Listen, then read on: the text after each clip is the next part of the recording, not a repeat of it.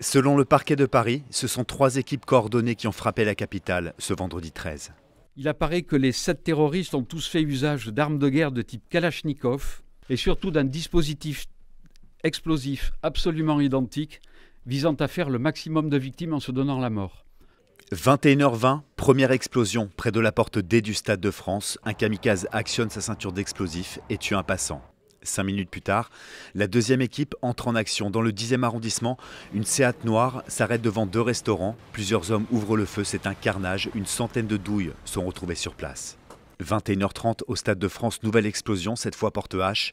Heureusement, ce deuxième kamikaze ne tue personne à part lui-même. 2 minutes plus tard, à Paris, des hommes sortis d'un véhicule noir ouvrent le feu dans un bar rue de la Fontaine-au-Roi. Moins de 5 minutes plus tard, dans un restaurant rue de Charonne, nouvelle fusillade, nouveau carnage. Là encore, les enquêteurs retrouvent une centaine de douilles sur place. 21h40, près de la place de la Nation, un kamikaze se fait exploser à la terrasse d'une brasserie.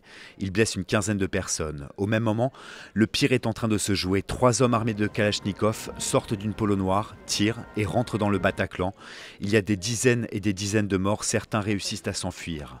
21h53, troisième explosion aux abords du Stade de France. Là encore, il s'agit d'un kamikaze. Pendant ce temps, la prise d'otages se poursuit au Bataclan.